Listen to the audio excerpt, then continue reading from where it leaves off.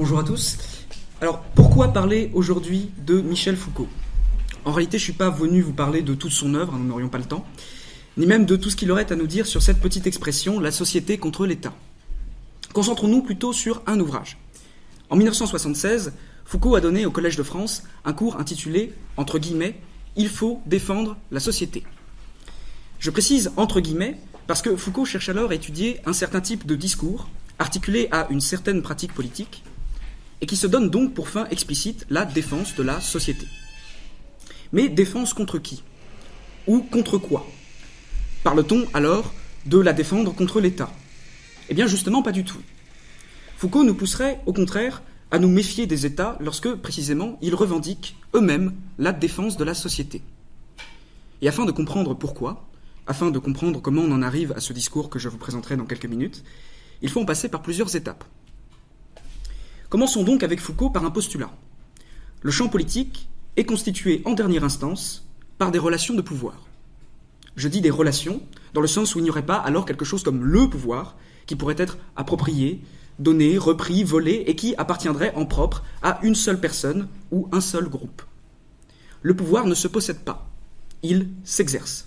Et par conséquent, il circule entre ceux qui l'exercent et ceux sur lesquels il s'exerce, sans que cela présume du fait qu'un jour, la relation de pouvoir entre deux entités ne puisse pas s'inverser.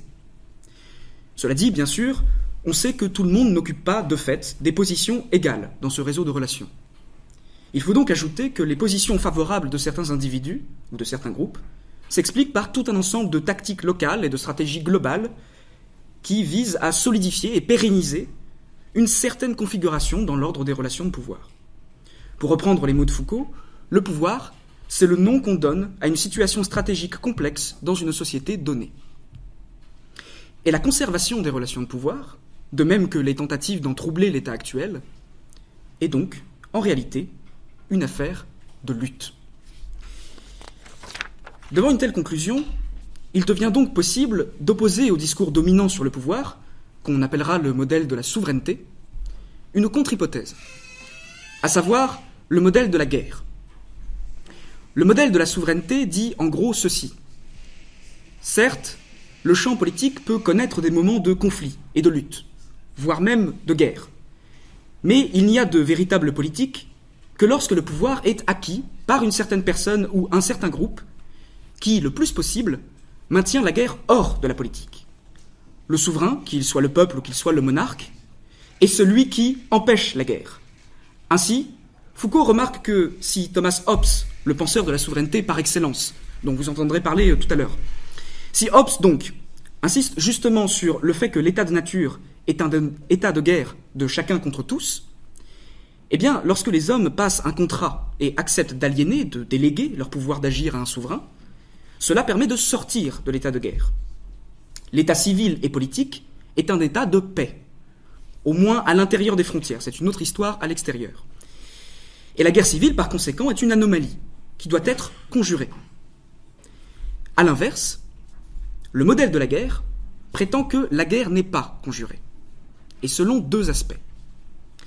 Premièrement, et je cite ici Foucault, bien sûr, la guerre a présidé à la naissance des États. Le droit, la paix, les lois sont nés dans le sang et la boue des batailles.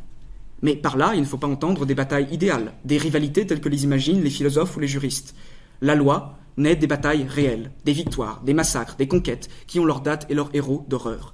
La loi naît des villes incendiées et des terres ravagées. Donc, pour commencer, l'histoire peut montrer que c'est par la guerre que notre normalité politique est venue à exister. Mais, et c'est le deuxième aspect, le modèle de la guerre conduit en outre à lire cette normalité comme elle-même traversée par la lutte et la violence, même si cette violence ne nous est plus toujours perceptible. Je cite à nouveau Foucault, « La loi n'est pas pacification, car sous la loi, la guerre continue à faire rage à l'intérieur de tous les mécanismes de pouvoir, même les plus réguliers. » Ainsi, même lorsque nous semblons vivre en état de paix, justement parce que les rapports de pouvoir se résument à une lutte constante et inégalitaire, la guerre persiste. Mais nous n'entendons plus le son étouffé des armes. Pour reprendre un exemple où ce vacarme se fait entendre plus qu'ailleurs, tout de même, la répression policière est sans doute conforme au droit, au moins en partie. Mais on peut y voir la matérialisation d'un conflit profond, disons, entre la société et l'État. Une telle interprétation n'est en fait pas si rare, notamment du côté militant. Vous avez peut-être déjà entendu ce slogan de manifestation « Macron nous fait la guerre, et ça, police aussi ». Résumons-nous. Le baron Clausewitz, général prussien du début du XIXe siècle, a écrit cette formule devenue célèbre. La guerre, c'est la politique continuée par d'autres moyens. Eh bien, en s'intéressant à ce modèle d'analyse politique, Foucault en vient donc à inverser cette formule et à proposer la politique, c'est la guerre continuée par d'autres moyens. Or, Foucault n'est évidemment pas le premier à envisager ce modèle analytique de la guerre. Et il s'intéresse précisément aux formes selon lesquelles il a pu être mobilisé à travers l'histoire occidentale, en étudiant donc ce qu'il appelle le discours des luttes. Le discours des luttes, en somme, traverse notre histoire comme un contrepoint alternatif à ce discours de la souveraineté dont nous héritons encore aujourd'hui les présupposés. Ce discours alternatif est même arrivé sur le devant de la scène politique au XIXe siècle, en particulier via le marxisme et le mouvement ouvrier, sous la forme de la lutte des classes. Mais, nous dit Foucault, la forme qui a dominé auparavant ce discours serait plutôt celle de la guerre des races. Précisons tout de suite qu'on parle ici de race, en tout cas pour le moment, en son sens ancien, qui renvoie à une lignée familiale, nationale ou encore morale, plutôt qu'à un groupe biologique. On pouvait, à une certaine époque, parler de race des seigneurs, par exemple. De fait, le discours des luttes, bien souvent, a consisté alors à dire, schématiquement, il existe deux groupes, deux races donc, qui sont en guerre permanente l'une avec l'autre. Et cette opposition est thématisée comme suit. Il y a nous et il y a eux. Et la politique tient à un affrontement entre nous et eux. Il s'agit alors de comprendre cette guerre binaire et plus ou moins ouverte selon les deux aspects déjà mentionnés.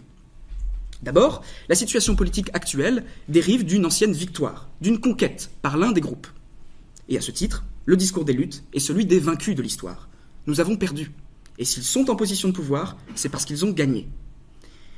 Mais cette victoire n'est pas nécessairement définitive.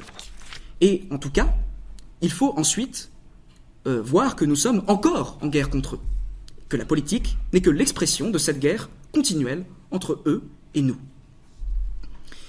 Mais notons que, pour être le discours des vaincus autoproclamés, le discours des luttes n'est toutefois pas nécessairement celui des opprimés. Prenons un exemple sur lequel Foucault s'attarde longuement, celui de Boulainvilliers.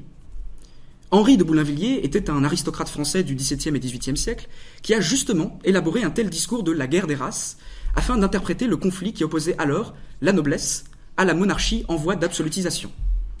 Les nobles, nous dit Boulainvilliers, sont les héritiers des guerriers francs, tandis que la royauté est, en gros, l'héritière de l'Empire romain. Ainsi, l'aristocratie, qui n'est donc pas un groupe opprimé, vous en conviendrez, l'aristocratie devient l'actrice d'une histoire qui est relue depuis son propre point de vue. Et cette relecture la dépeint en groupe à la fois victorieux et vaincu. Victorieux d'abord, parce que les Francs ont conquis l'ancienne Gaule romaine. Mais, nous dit Boulainvilliers, la monarchie a fini à son tour par vaincre l'aristocratie, parce qu'elle a hérité de Rome un outil de pouvoir, à savoir le droit. Et c'est par le droit que la race romaine a vaincu la race franque. Mais la guerre entre les deux continue de faire rage. De cet exemple, concluons deux choses.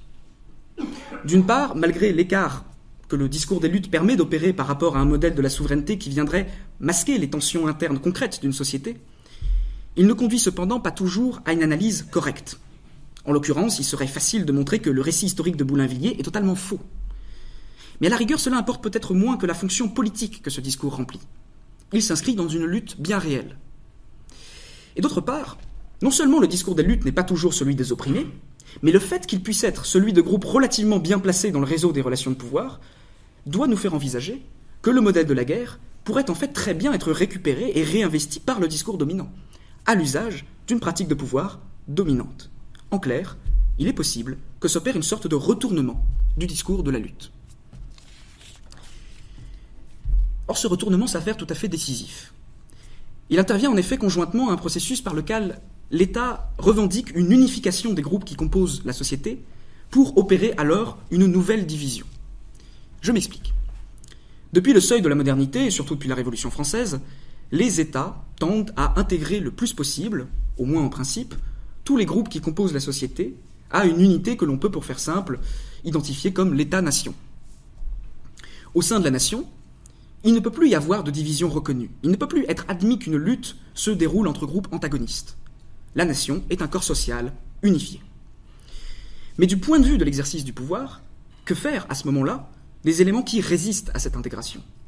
Que faire des criminels, des fous, des ethnies considérées comme indésirables, des opposants politiques, etc. C'est alors qu'intervient le retournement du discours des luttes. Certes, il n'est pas possible de reconnaître que la politique exprime un affrontement entre divers groupes au sein du corps social. Existe donc le discours de la guerre des races. Mais l'exigence de normalisation conduit tout de même à cibler tous ces éléments comme des éléments étrangers au sein même du corps social. Si le discours de la lutte est repris, c'est donc par une sorte de mise en abîme. Pour citer Foucault, la pratique du pouvoir en vient à opérer le dédoublement d'une seule et même race, la société, la nation, en une sur-race et une sous-race. C'est ce qu'il appelle, au sens large, le racisme d'État. À savoir, je cite encore, un racisme qu'une société va exercer sur elle-même, sur ses propres éléments, un racisme de la purification permanente. Or, le mot d'ordre de ce racisme d'État est précisément la formule dont nous sommes partis. Il faut défendre la société. Cet impératif veut donc dire, en somme, nous devons préserver l'unité de la société contre les éléments étrangers qui se développent en son sein et par conséquent, nous devons désigner les ennemis qui luttent contre elle depuis son intérieur même.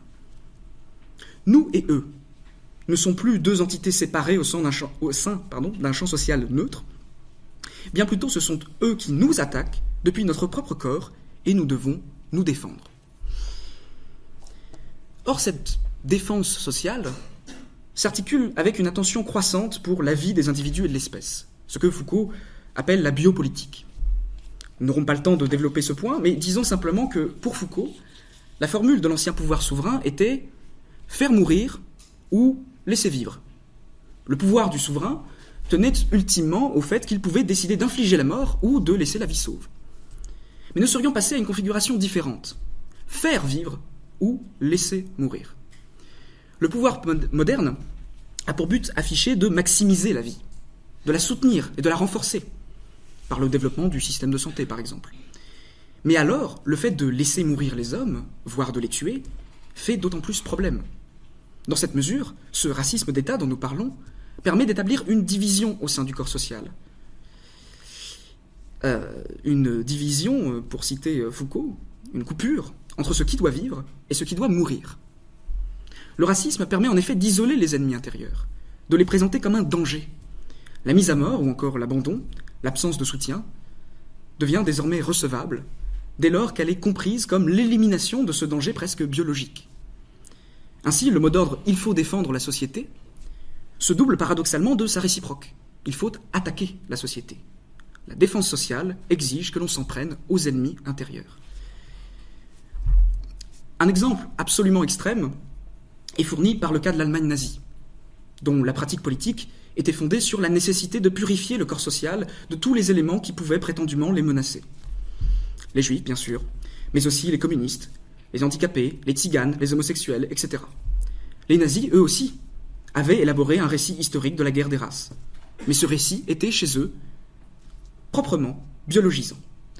On y retrouve, en fait, une logique similaire à celle que déployait Boulainvilliers.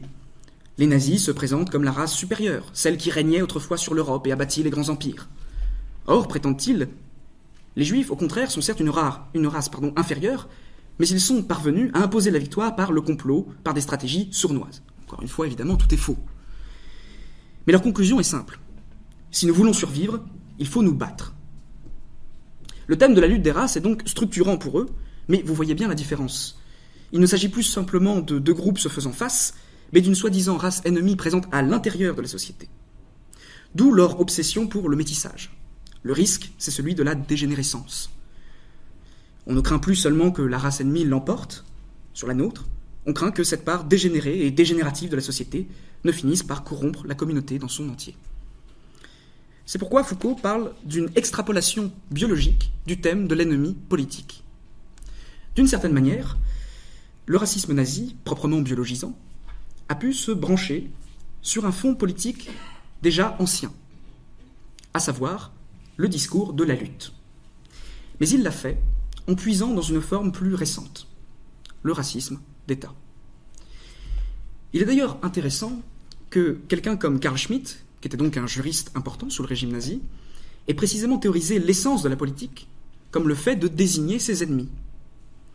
Il ne saurait y avoir de politique, dit-il, si l'on n'a pas établi la frontière entre amis et ennemis. Mais ce qui est frappant, c'est que Schmitt, qui se revendique de Hobbes, réinvestit ce modèle de la guerre pour le proposer à l'usage du souverain. C'est au souverain, dit-il, de faire cette distinction ami-ennemi.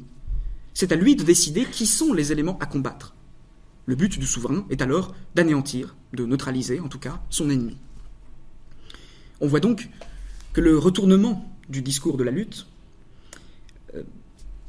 étouffe l'éventuel potentiel critique que portait le modèle guerrier, pour réarmer via le thème de la défense sociale ce que Foucault appelle le vieux pouvoir de souveraineté.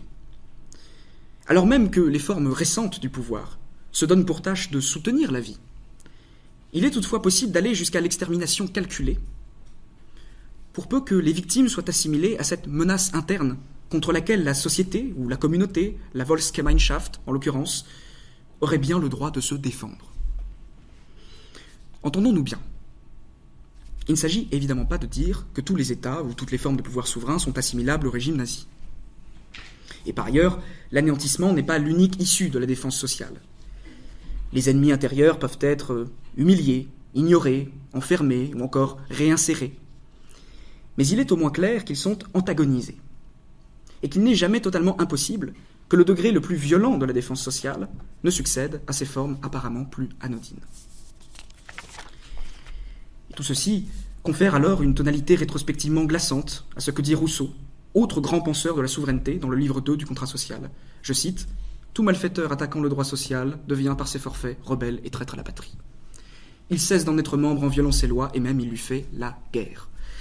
Alors la conservation de l'État est incompatible avec la sienne, il faut qu'un des deux périsse, et quand on fait mourir le coupable, c'est moins comme citoyen que comme ennemi. » Et demeure alors ce point, sur lequel Foucault attire notre attention, et qui mérite tout de même qu'on s'y attarde, à savoir la manière dont les États modernes reprennent à leur compte le modèle de la guerre et de la lutte pour se poser en défenseurs de la société. Or, il est sans doute important de le garder à l'esprit. À l'heure où les autorités nous parlent de séparatisme et de réarmement, à l'heure surtout où l'extrême droite agite sans cesse la possibilité de la guerre civile en désignant les ennemis intérieurs à longueur d'antenne, à l'heure, enfin, où le ciblage de certaines populations civiles produit un bilan humain de plus en plus affolant, il ne saurait être superflu d'examiner un peu les modèles politiques qui sous-tendent nos réflexions, et sans non plus tout confondre, se montrer attentif au grondement de la bataille. Je vous remercie.